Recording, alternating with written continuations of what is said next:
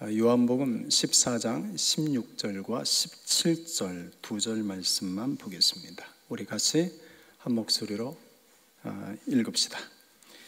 내가 아버지께 구하겠으니 그가 또 다른 보혜사를 너희에게 주사 영원토록 너희와 함께 있게 하리니 그는 진리의 영이라. 세상은 능히 그를 받지 못하나니 이는 그를 보지도 못하고 알지도 못함이라. 그러나 너희는 그를 아나니 그는 너희와 함께 거하시며 또 너희 속에 계시겠습니다. 아멘. 예수님은 기도의 본을 보이신 분이죠. 예수님은 기도하는 습관이 있으셨습니다. 그 습관을 따라서 하나님 앞에 나아가 언제나 기도에 무릎을 꿇으셨습니다. 예수님에게 기도는 특별한 것이 아닙니다. 마치 식사 때가 되면 밥을 먹고 밤이 되면 잠을 자는 것이 우리의 일상인 것처럼 예수님도 기도하는 것은 그분의 삶의 일상이셨습니다. 그분에게는 기도하는 습관이 있었기 때문입니다.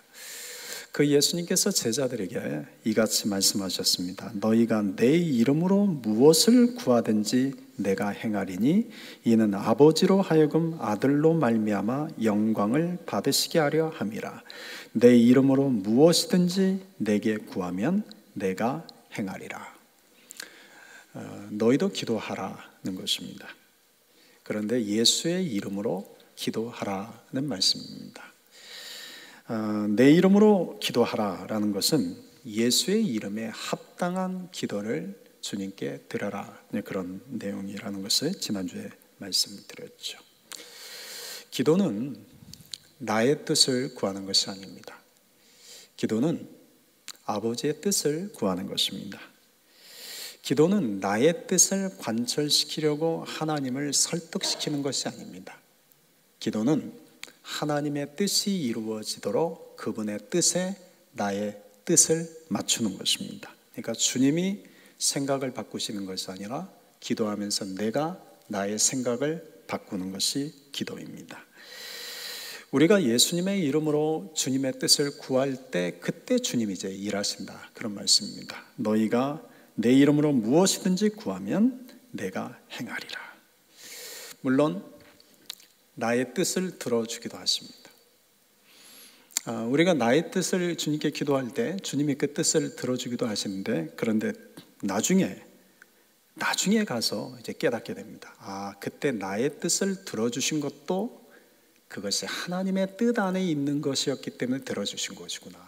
뒤늦게 깨닫게 됩니다. 우리가 기도와 관련해서 기억해야 할 것들이 있습니다. 하나는 나를 향한 주님의 생각과 뜻은 내가 생각한 것보다 훨씬 더 크고 높다는 것입니다.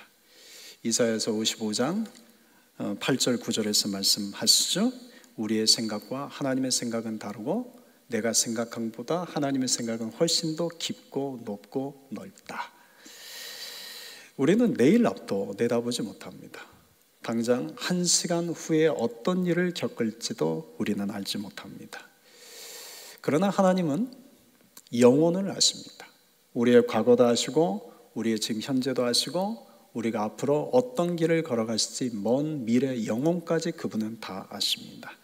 하나님은 모르시는 것이 없는 분이십니다. 또한 하나님은 못하시는 것이 없는 분이십니다. 하나님은 전지하시고 전능하십니다. 그렇기 때문에 나의 뜻이 아닌 주님의 뜻을 구해야 할 이유가 여기 있습니다. 나의 뜻이 이루어지지 않는다고 여러분 실망하거나 원망하지 마십시오. 하나님은 나보다 더 크고 높고 깊은 생각과 계획을 갖고 계십니다. 그리고 내가 간구할 때 그분은 그분의 뜻대로 내 삶에 이루어 주십니다. 그래서 우리는 나의 뜻이 아닌 주님의 뜻을 구하는 자입니다. 둘째, 기도와 관련해서 우리가 기억해야 할 것은 나를 이끄시는 주님의 길은 언제나 선하다는 것입니다. 여러분, 우리가 인생길에서 많은 어려움을 겪습니다. 힘든 일도 겪게 되고 고통스러운 일도 겪게 되고 시험도 당하게 됩니다. 그런데 기억해야 될 것은 그 모든 시간들 속에서 나를 이끄시는 하나님의 길은 언제나 선하시다는 것입니다. 사울 왕의 시기 때문에 다윗이 도망자 신세가 되죠. 사울 왕의 너무나 바짝 추격해 와서 그가 도망가다 어디까지 도망가냐면 블레셋의 가드 왕에게까지 도망갔습니다. 그런데 하필 그 가드라는 지역은 다윗이 죽인 골리앗의 고향이었습니다. 다윗이 이 가드 땅에 왔다는 소식을 들은 그 도시 사람들이 우리의 골리앗을 죽인 원수가 왔으니 저를 죽여야 된다고 여론이 들불처럼 들끓어 올랐습니다. 다윗이 죽음의 위기에 처하게 된 거죠. 그때 다윗이 무엇을 했습니까? 살기 위해서 미치광이 흉내를 냅니다. 가드왕은 그런 다윗을 보고는 야, 미친 자가 여기 왔구나 하고는 그를 성 밖으로 내쫓습니다. 그렇게 해서 다윗이 겨우 목숨을 구하게 됩니다. 그런데 다윗이 그 일을 겪고 난 뒤에 곰곰이 생각하다가 하나님을 찬양하는 시를 지었습니다. 그것이 시편 34편입니다. 그가 쓴 내용 중에 시편 34편 8절에 이렇게 찬양을 합니다. 너희는 여호와의 선하심을 맛보아 알지어다. 여러분, 다윗은 사울의 시기 때문에 지금 도망자 신세가 됩니다. 그리고 그가 가드 왕에게 도망을 갔는데 죽음의 위기에 처하게 됩니다. 그리고 그가 살기 위해서 미치광이 흉내를 냅니다. 그래서 겨우 목숨을 유지했습니다. 그런데 다윗은 그 모든 시간들을 추적해 보니 이 모든 것이 결국은 하나님이 나를 선한 길로 인도하시는 과정이었구나라는 것을 깨닫게 된 겁니다. 그래서 너희는 여호와의 선하심을 맛보아 알지어다라고 찬양한 겁니다. 사랑하는 성도 여러분, 우리가 걸어가는 인생길에서 우리가 무엇을 만날지 어떤 일을 겪을지 알 수 없습니다. 그러나 기억하십시오.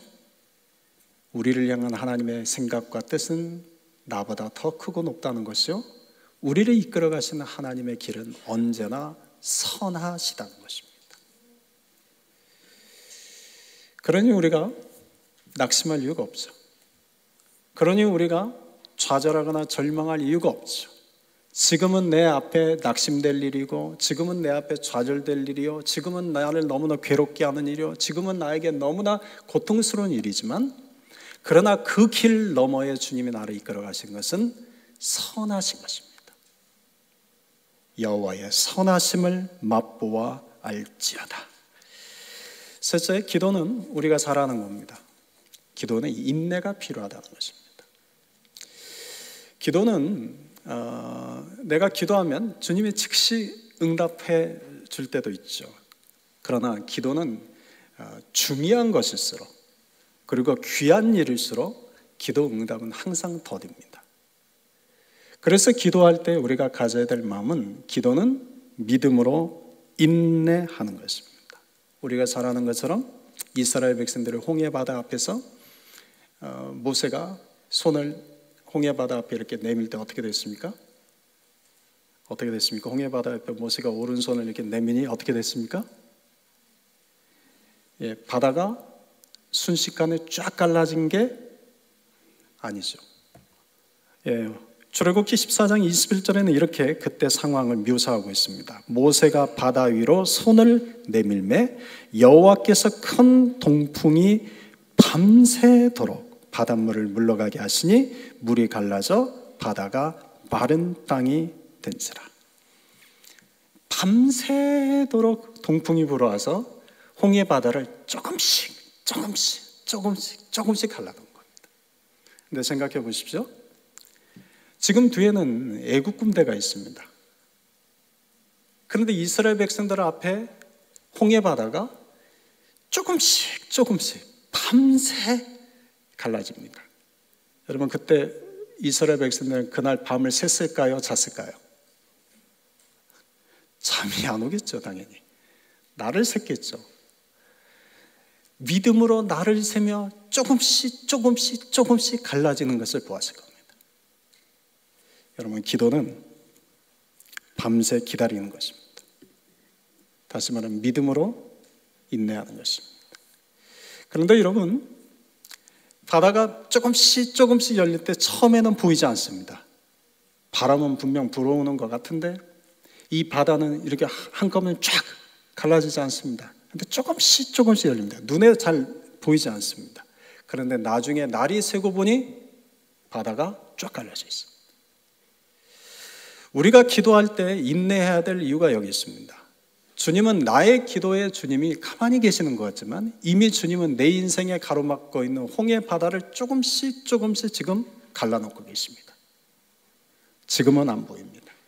그러나 시간이 지나면 알게 됩니다. 주님이 나를 위해서 그 홍해 바다를 쫙 갈라놓은 것을 보게 될 것입니다. 그러면 우리는 믿음으로 인내하는 것입니다. 예수님은 우리의 기도를 들으시는 분이십니다. 그런데 예수님은 기도를 듣기만 하시는 분이 아닙니다. 기도를 주님은 우리에게 응답만 하시는 분이 아닙니다. 예수님도 기도하신 분입니다. 오늘 본문 16절에 이렇게 기록되어 있죠. 내가 아버지께 구하겠으니. 누구를 위해서 기도할까요? 예수님이 누구를 위해서 기도하는 걸까요? 우리를 위해서 기도하는 겁니다. 예수님은 자기 자신을 위해서 기도한 적이 없으십니다. 예수님은 자기 자신을 위해서 기적과 능력을 행하신 적도 없습니다. 예수님은 자기 자신을 위해 사신 적도 없습니다. 예수님은 언제나 하나님 나라와 또 그의 백성들을 위해 사셨습니다. 예수님은 하나님 나라와 그의 백성들을 위해서 기적과 능력을 행하셨습니다. 예수님은 하나님 나라와 그의 백성들을 위해서 늘 기도의 무릎을 꿇으셨습니다. 이런 예수님은 우리는 온전한 중보자라고 부릅니다. 그 예수님은 지금도 우리를 위해 기도하고 계십니다. 사랑하는 성도 여러분, 우리가 예수의 이름으로 기도하는 것을 주님이 응답해 주실 것뿐만 아니라 주님도 우리를 위해 기도하고 계십니다.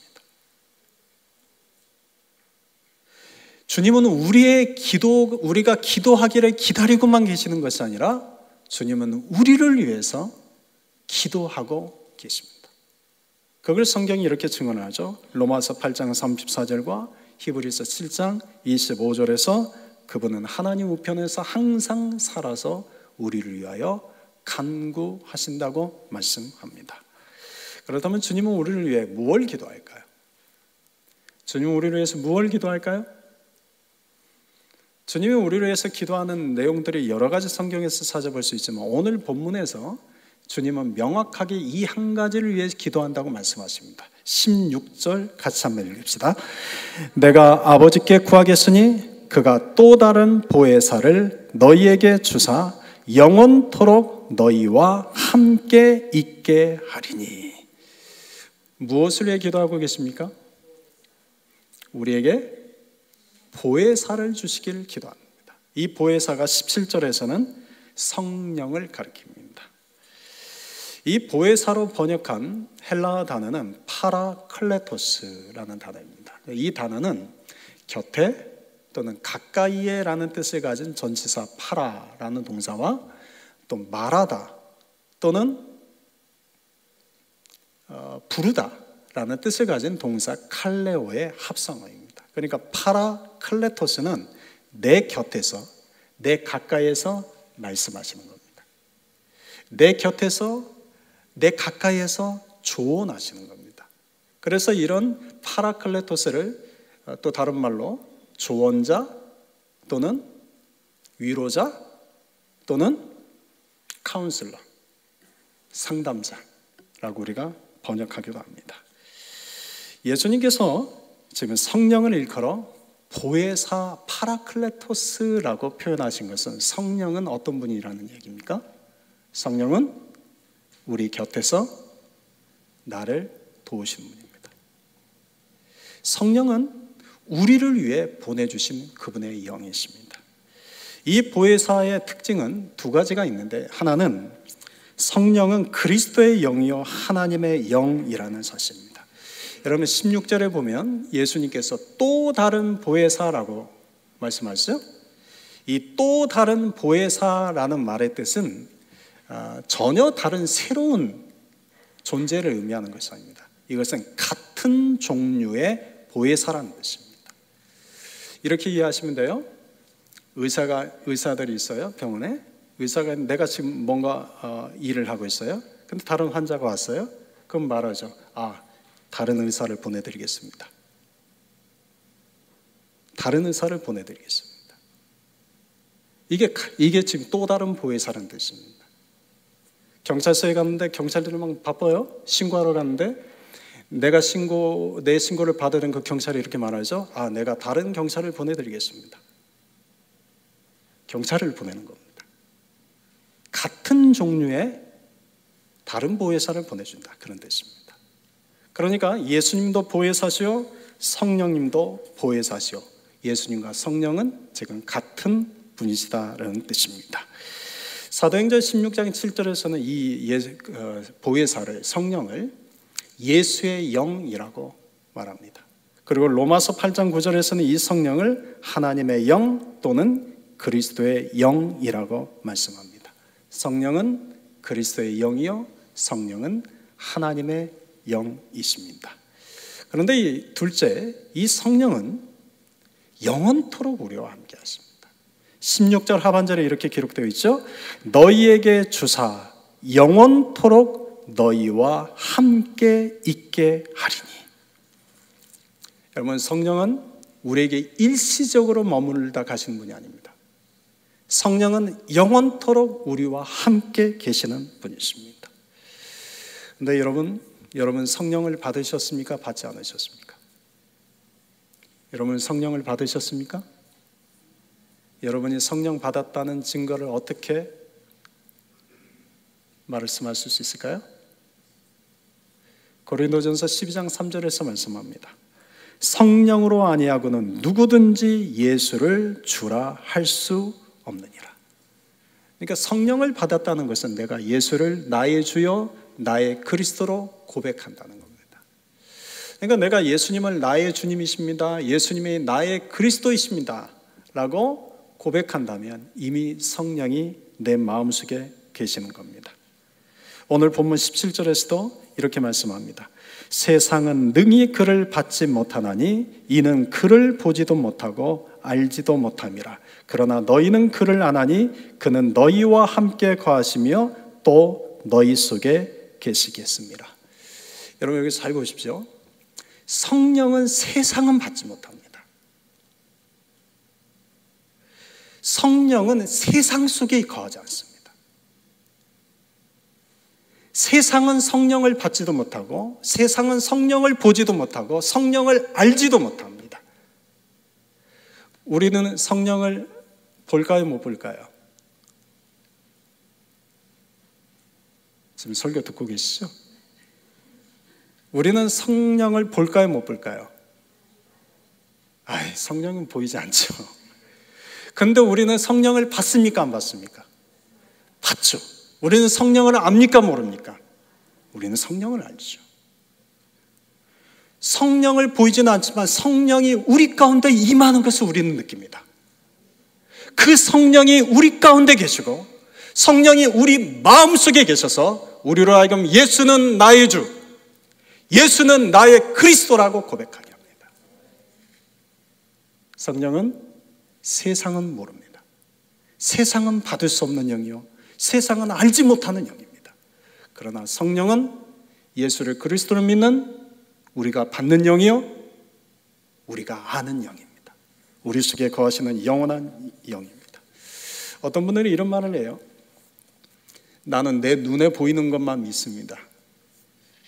이런 말 하는 분 이야기 들어보신 적 있나요? 저 가끔 듣습니다. 속으로 이렇게 생각합니다. 내가 이렇게 어리석습니다 라고 말하는 것과 같구나. 여러분, 눈에 보이는 것과 눈에 보이지 않는 것 어떤 게 더 많습니까? 가장 중요한 것은 눈에 보일까요, 안 보일까요? 산소 눈에 보입니까? 바람 눈에 보입니까? 생명 눈에 보입니까? 내용은 눈에 보입니까? 여러분 지금 저를 보고 계시죠? 제 몸속에 장기가 보이십니까? 제 몸에 혈관에 피가 흘러가는 거 보이십니까? 여러분, 우리는 내 눈에 보이는 것만 믿겠다고 말하는 사람은 나는 이렇게 어리석은 자입니다 라고 말하는 것과 똑같습니다. 그렇게 말씀하시는 분을 제가 존중은 하지만 너무나 어리석은 것입니다. 여러분, 성령은 눈에 보이지 않지만 성령은 오늘 우리 가운데 계십니다. 성령은 지금도 우리 안에 불어오고 계십니다. 제가 자주 드리는 이야기지만 성령은 인격적이십니다.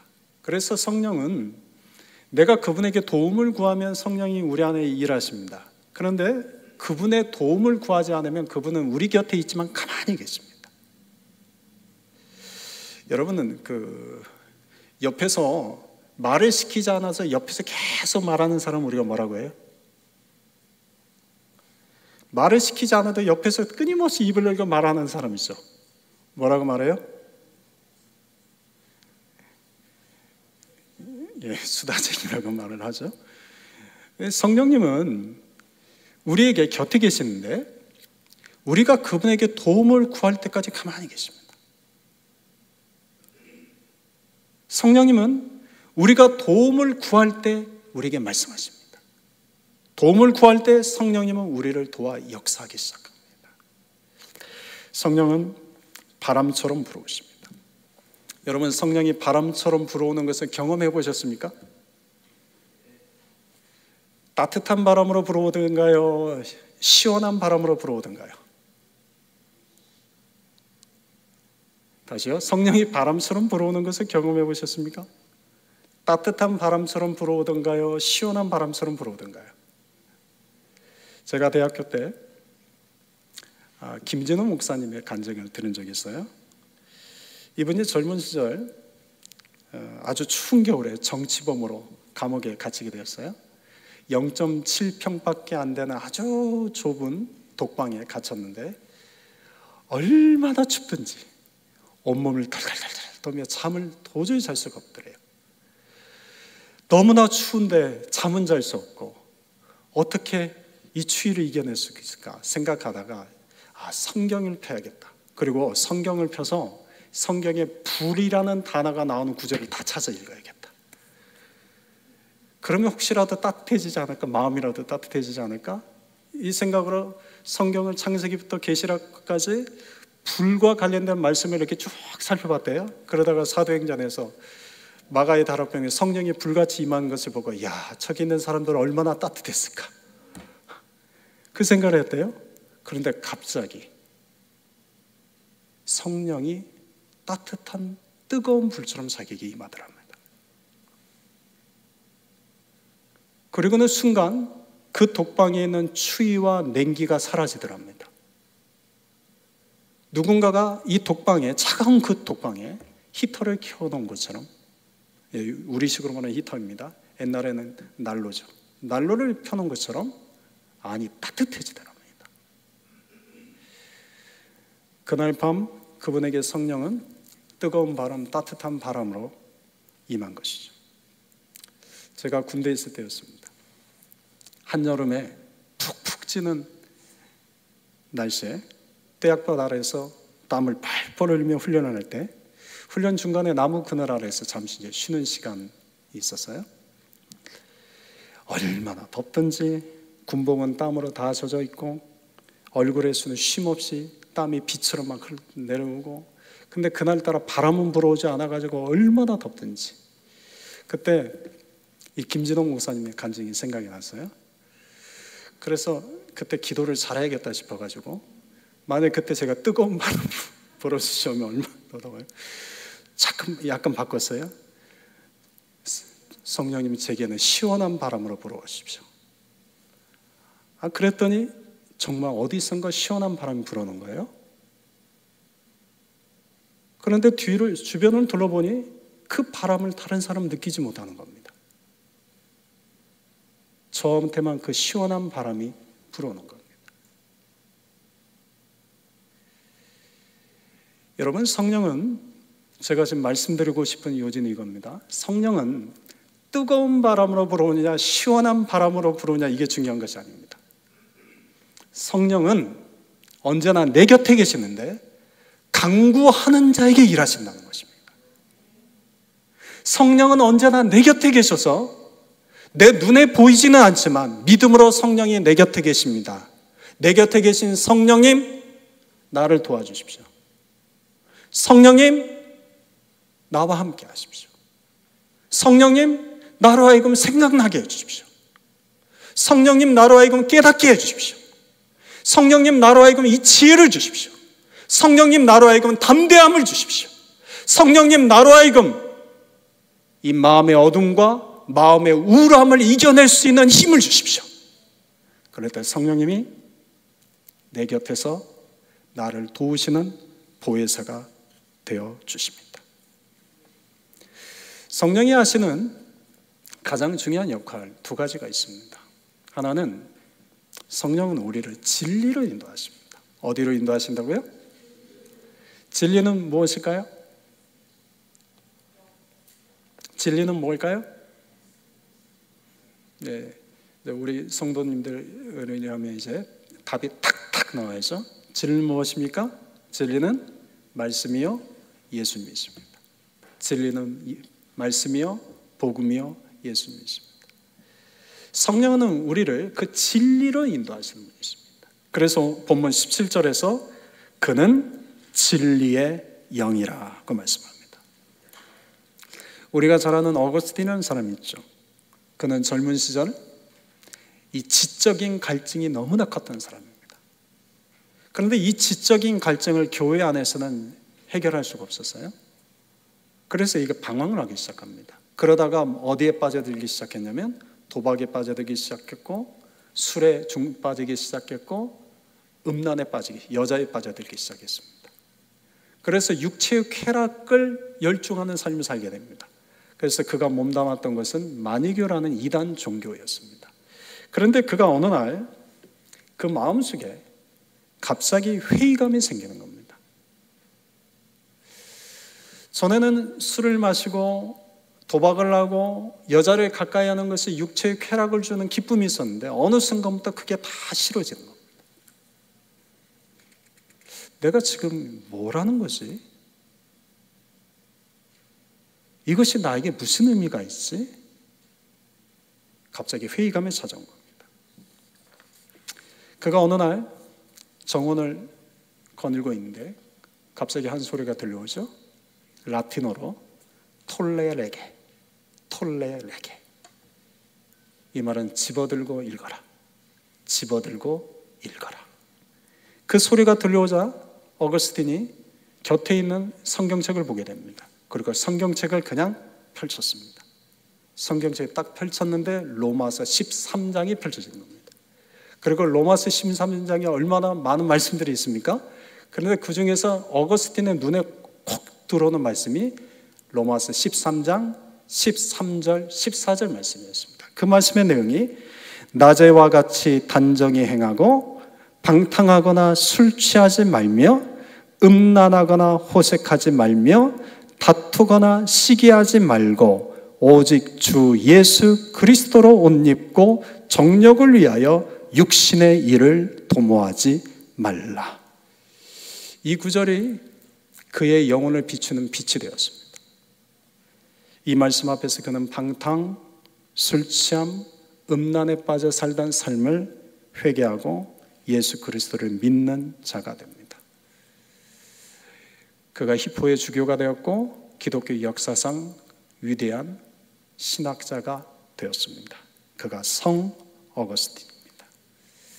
그날 성 어거스틴의 귓가에 들려온 소리는 누구의 음성이었을까요? 톨레레게 톨레레게 누구의 소리였을까요? 성령의 소리였죠. 그가 성경을 펼쳤는데 로마서 13장을 딱 펼쳤어요. 누가 하신 일일까요? 성령이 하시는 것이죠. 그 로마 13장에 나오는 그 많은 말씀 중에 13절과 14절의 말씀에 그의 눈이 확 들어온 것은 누가 하신 일일까요? 성령이 하신 것이죠. 성령은 진리의 영이십니다. 그래서 성령이 어거스틴을 진리이신 예수님께로 이끌어 가신 겁니다. 몇 주 전에 톨스토이의 작품을 제가 소개해 드린 적이 있죠. 톨스토이는 젊어서부터 굉장히 명망 있는 사람이었어요. 이 톨스토이는 또 어거스틴하고는 좀 궤적이 다릅니다. 톨스토이는 젊었을 때부터 유명해진 사람입니다. 그가 젊었을 때 썼던 소설 전쟁과 평화, 또 안나 까레리나 이런 작품은 그로 하여금 세계적인 명성을 얻게 했습니다. 그가 50세가 될 때까지 그는 부를 가졌고 명예를 가졌고 소설가로서 문학가로서 성공한 사람이었습니다. 그런데 50이 되었을 때 갑자기 그에게 인생의 회의감이 찾아온 겁니다. 인생의 의미가 뭘까?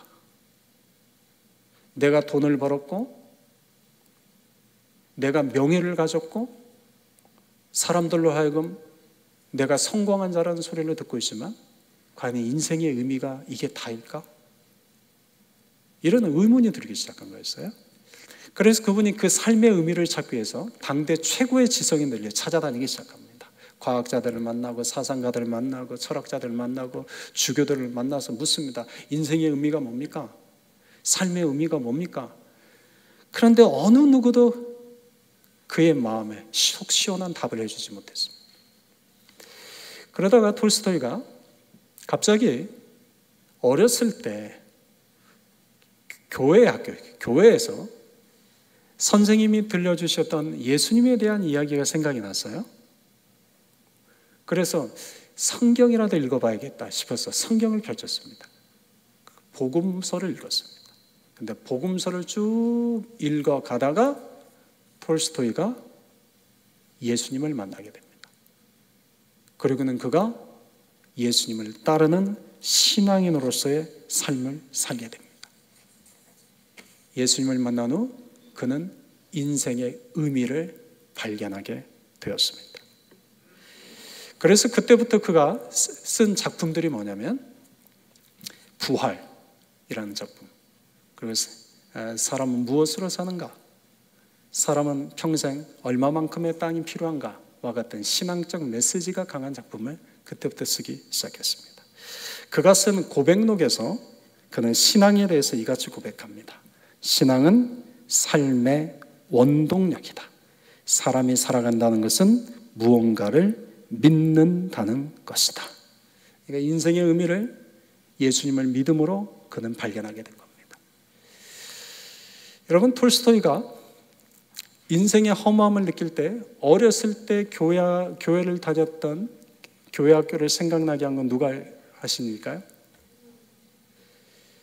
그가 성경을 읽는데 창세기부터 계시록까지 많은 성경 66권이 있는데 그 중에서 복음서를 읽어야겠다라는 마음을 누가 들게 하셨을까요?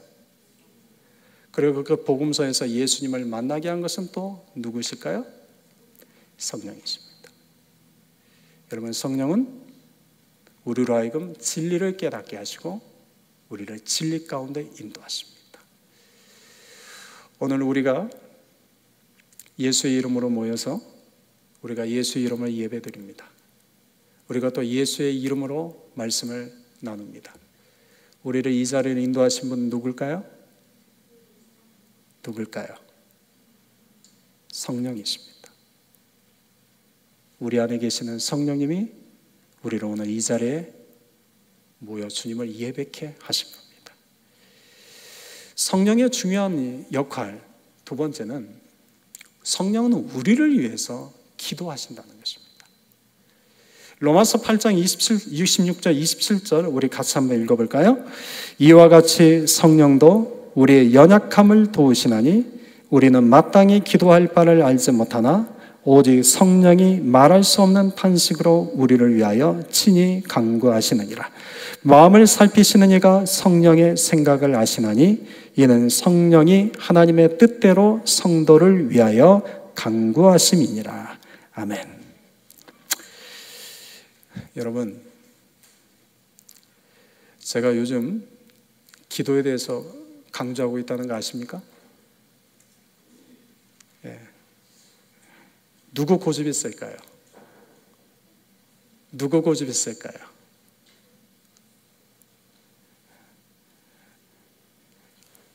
아무리 기도하라고 해도 끝까지 기도하지 않는 여러분의 그 고집, 이제 꺾으시죠. 여러분, 주님은 우리가 기도하기를 원하십니다. 그냥 기도가 아닙니다. 여러분, 기도하라고 하면 기도하겠습니다 하면 끝입니다. 안 합니다.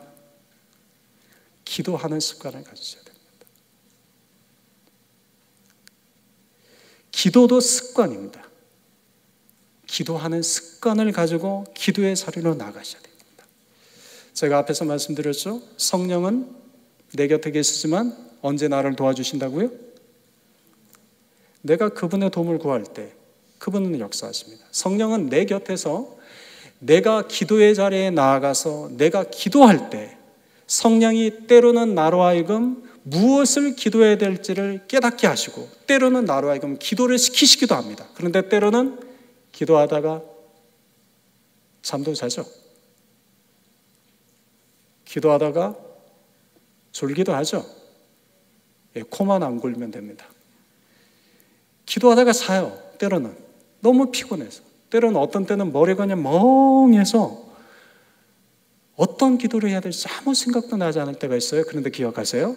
그때 내 곁에 계신 성령께서 말할 수 없는 탄식으로 친히 나를 위하여 하나님의 뜻대로 기도하십니다.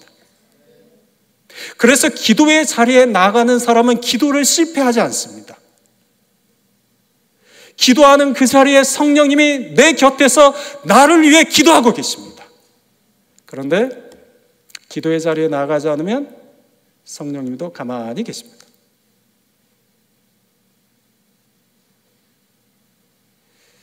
사랑하는 성도 여러분, 저는 여러분들이 정말 기도의 자리로 나갔으면 좋겠습니다. 내 삶에 기도하는 습관을 갖기 위해서 여러분들이 좀 노력하셨으면 좋겠습니다. 여러분, 기도하는 것은 내 의지입니다. 기도하는 습관을 갖는 건 내 의지입니다. 그것까지라도 좀 하십시오. 그러면 나머지는 주님이 알아서 하십니다. 나로 하여금 때로는 기도할 것도 생각나게 하시고 내가 무엇을 기도해야 될지도 알게 하시고 나로 하여금 내 입을 열어 내가 생각하지 못한 기도를 하게도 하십니다.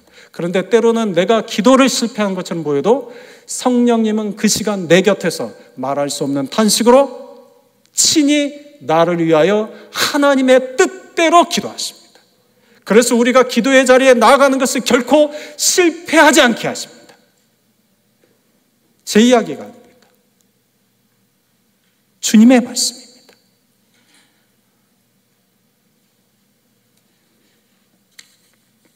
오늘 주님은 이렇게 말씀합니다. 내가 아버지께 구하겠다. 예수님이 내가 아버지께 구하겠다. 무엇을 구하십니까? 성령을 구하십니다. 그 성령이 어디 계십니까? 그 성령님이 어디 계십니까? 우리 안에 계십니다. 내 곁에 계십니다. 내 마음속에도 계십니다. 그 성령님이 기도하는 자에게, 도움을 구하는 자에게 내 곁에서 나를 도우시는 보혜사가 되어 주십니다.